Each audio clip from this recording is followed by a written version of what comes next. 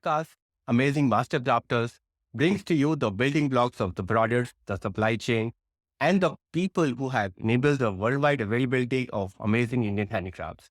One such person is my guest today, the country manager for Jofran, an American furniture wholesaler and retailer. Mr. Piyush reached his position in a short time and young age, starting from village. I'm sure his experience will add value to one and all, whether you are a furniture buyer, a furniture manufacturer, a global company wanting to source from India, or a student who wants to build a career in this space. Can you share with us your journey, Mr. Piyush? Hi, Mr. Suraj. Thank you. And thanks for organizing this talk. I'm happy to be the part of it. Yeah, I would like to share my journey from a small village to reach this position. I have spent 10 years in this industry. I started my career from a small supplier. I have done a master's in wood science and technology. Along with my career and working with different platforms, I was also studying parallelly from distance. So I have done MBA in international business as well. I have been black belt in Six Sigma.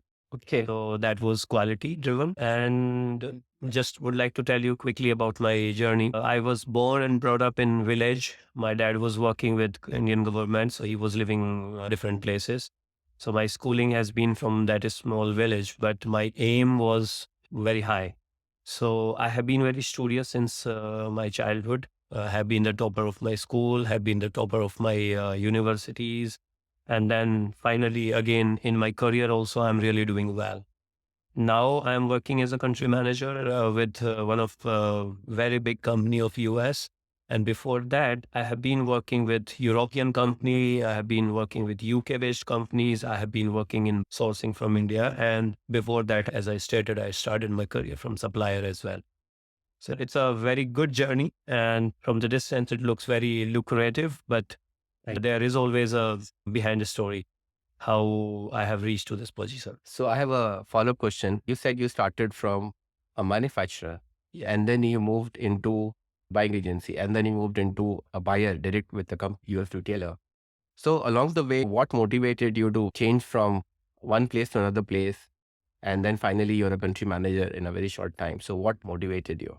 As I've stated, my aim was really high. Then my education has added a value into it. So I wanted to reach to the highest of this field. Parallelly, I wanted to serve many of the people associated within this industry. That is my aim. So reaching to a big position, earning money is not my aim. My aim is to share my experience, my knowledge, and to build many more Piyush in this industry. So when I've passed out, I started working with supplier. So at that time, the people were coming for inspections. People were coming from buying agencies and sometimes buyers were coming. So I was working hard, working more than my working hours, sometimes twice of them. It was not demanded by the employer, but I was learning a lot. So I was giving best time to learn things. Sure. My aim was that working with supplier, I wanted to reach to the next level so that I can manage many suppliers and many agencies. And then when I was a part of buying agency, I started thinking that why don't I become buyer and I spread my knowledge to buying agencies and to multiple suppliers. So this made me, and this really helped me to bring to the next. Quite interesting. And in fact, when I first met you, and I was quite impressed with the technical knowledge you have about compliances. And that too, not just furniture, but even coatings. Yeah. So we thought we're the only people who are educated on that. But it was quite inspiring to understand that even buyers are aware about some compliances and what is required and how they could be resolved. And maybe you can share as to why you learned so many things, even on the finishing side. When I was working with different platforms, as I stated, I keeps on reading customer feedbacks on the product. And let's say we are selling a dining table to the market and we get one customer complaining against stain. So this is one example. Like a dining table or a coffee table should be coated nicely so that when it is being used by the consumer, it should not have spots or marks by using few months. Generally, when you buy furniture for your house, you think for years. It's not just you have to use it and just get it out. So based on the customer demands, customer complaints, and customer asks, I started making my own way of thinking. And that's how I thought that not only the technical part, not only the construction, testing, mechanical things I should learn, I should also learn more about coatings. Okay. So this all depends on your interest, how you want to learn. So I could have said that I am quality manager. I can have one person who can manage finishing and all these kind of things. But to have a person and which will work under my guidance, I should be more knowledgeable to have that. Right. So this situation made me to learn more and more. And this is how I have learned about finishing, their requirements, what are the different requirement of Europe, France, Germany, how customer want that product. And other than this, since furniture is a product where you touch it, feel it, and experience it. It is not a decorative product which is going to your wall or your balcony or somewhere else. So when you have something on which you are experiencing every day, you must know as a customer or a person who is serving. So I'm the person who is serving to the customer. Right. So I must take care of their lives because they have to experience it, touch it, and they should not have any disease out of it. They must be feeling safe and secured. So, when we think for furniture, it is safety, it is health, it is environment, it is just not the beautiful looking furniture. Amazing, amazing. Yeah. My next question is that when you want to onboard a new vendor, what are the things that you look at to evaluate the new vendor? In general, I can share that experience with you. When I talk to the people who are at the same positions similar to mine, working with license buying offices or the buyer offices, in general, they say that we go to the supplier and look for a big facility, big infrastructure, and they look forward to start working with them. That's fine, because if one industry or one supplier has grown up to that level, having a big infrastructure, should grow further for sure. And I really support that. But on other side, if we will only think that way, then the new supplier cannot come into the market, because for the new ones, you will always say, this is new, is not having an experience. So with me, this question is a little tricky and not so simple as you said, but it is a little tough too. Because me, when I go to find out a supplier, I look at his mindset, not his infrastructure first. Because if a person has a right mindset of working, right way of thinking, and positive attitude, he can build that infra or big setup. Or most important is that particular person will serve better with the better products, better price, innovation, and all that. So I look forward for a supplier who has a right mindset. Interesting. So let's say there's an entrepreneur who wants to get into furniture manufacturing. Mhm. What is the advice you would have for him? I would like to welcome all the new entrepreneurs who wants to come to this handicraft furniture or handcrafted work, because now the time has come to do some changes. It's been more than a decade. This industry is running saying that this is handicraft and only handicraft. I admit that this is handicraft for sure. But since the world is moving with technology, with new mindset, educated people, I really want to welcome who wants to come to this industry with a new mindset. Because when somebody comes from automobile and he wants to start something, making furniture or handicrafted product and all that, I am sure he will come with a different mindset than the regular industry has. So my message to him, anybody who wants to come to this industry, that please come and use your different way of thinking and bring this market to the next level. Do not just come and start working the same manner as this industry works. Very interesting. You said you've been working for the past 10 years or so. So what changes have you seen what the industry was 10 years back and what it is today? And how do you see the industry going maybe 10 years forward? So in general, I'm talking more about our Indian market here, that when I joined this industry, it was at a low scale. We were not having big infrastructure, big factories producing 100 containers or 150 containers and all that. But at that time, there was more of handicrafted small factories, Right. very small setups. But now I see from last 5, 6 years, things are changing drastically. People are bringing new technology. People are bringing automatic power coating machines, automatic conveyor to dry.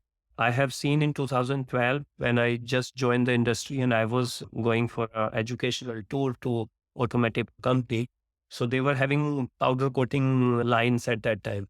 But now at this time, I see that now our industry is also bringing those lines to here. So, things are changing and moving forward. I can tell you quickly that in coming 4, 5 years, it is going to be a very big industry from India. Great. The expansion is happening.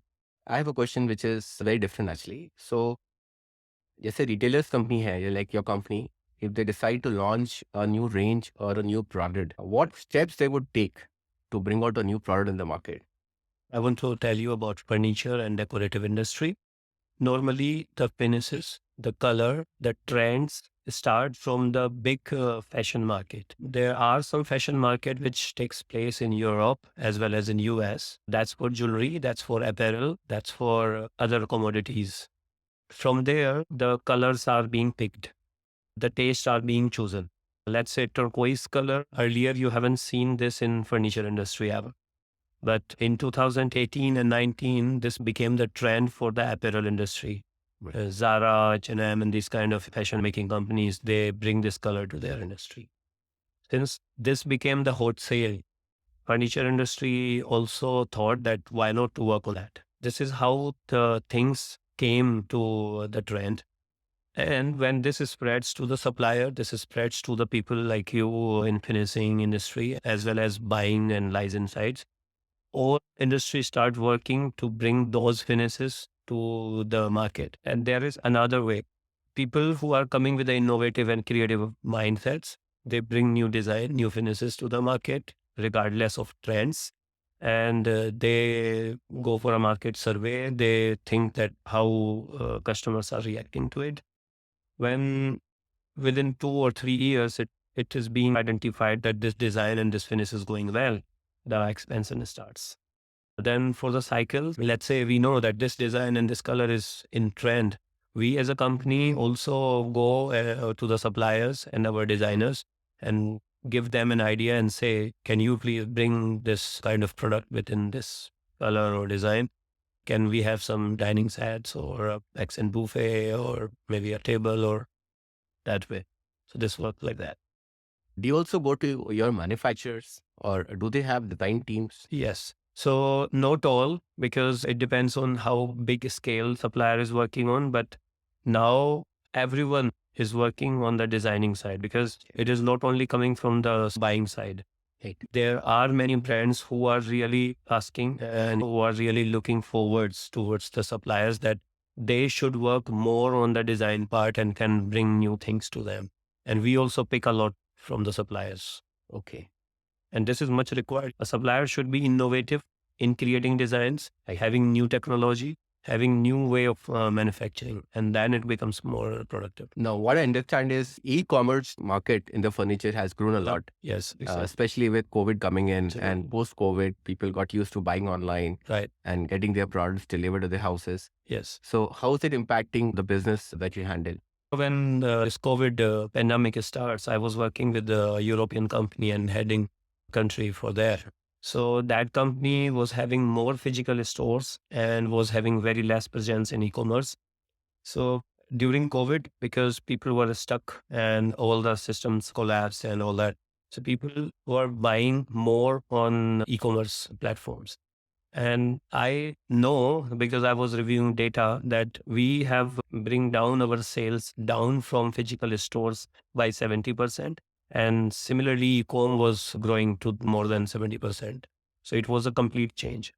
But this was not only the change in the market, this impacted everyone because for e-com, customer is really having a big hope that very good product is coming to their home. Yeah.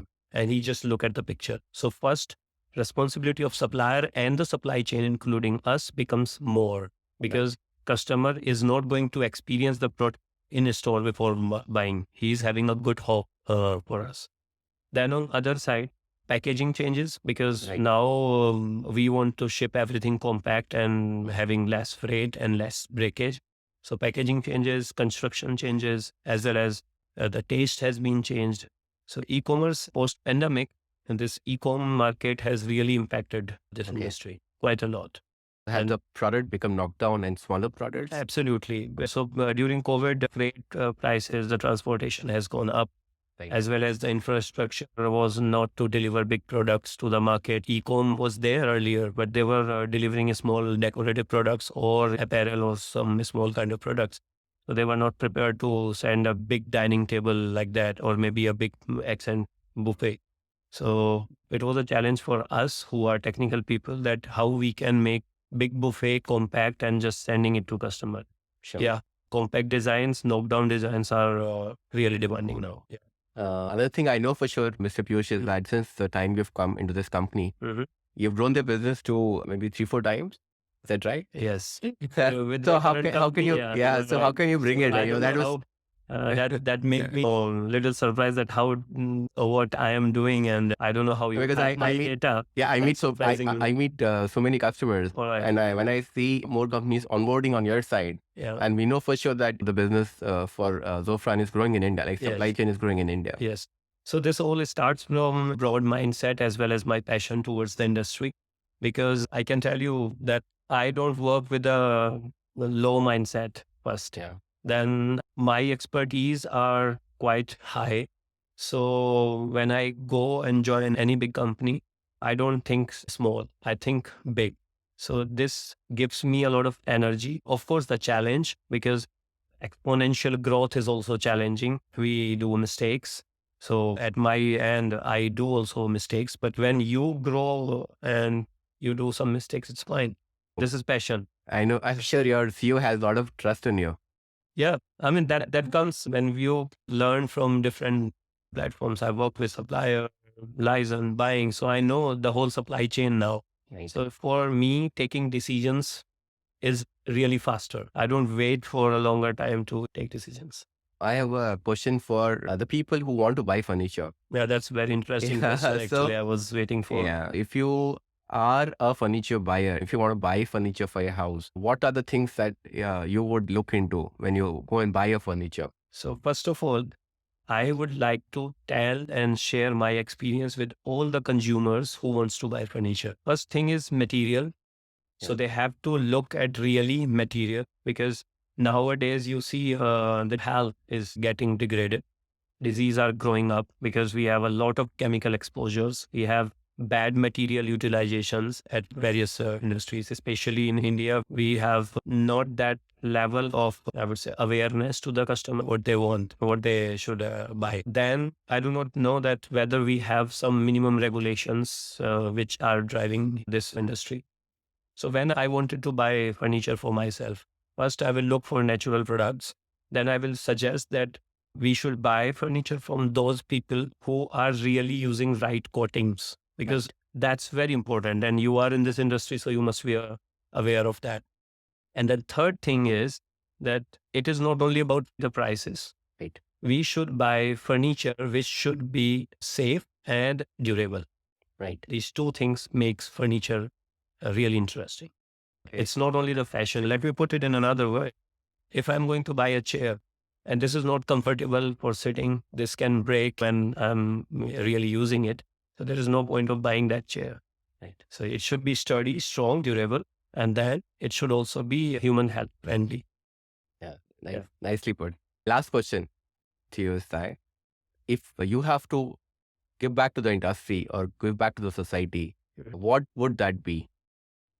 Yeah, that's a right thing, because I have got different exposure from the industry and I really want to give my knowledge and want to share this knowledge with all the people in this industry. So I was thinking earlier, like few years back, but I couldn't start it. I was thinking that I should operate an online platform or maybe physical classes where I can give free coaching people who are working in this industry, or the new people who wants to join this industry. I don't want to earn money based on that. I want that we have more educated, trained, and knowledgeable people working in this industry who can give value to our own industry.